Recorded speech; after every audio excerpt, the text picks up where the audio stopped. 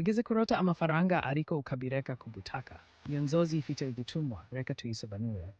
Kurota utoragura amafaranga bishobora gusobanura ibintu bitandukanye. Amahirwe atunguranye, ibyifuzo by'imitungo, impungenge ku mutekano w'imari, cyangwa kutamenya icyo wakora mu gihe amahirwe aboneka.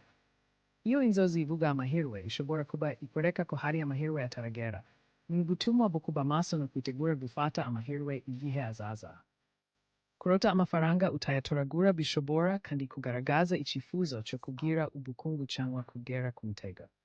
Hari n'igihe inzozi ivuga impungenge ku mutekano w'amafaranga.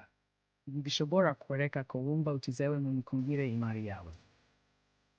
Niba urota amafaranga utayatoragura, gerageza ibi.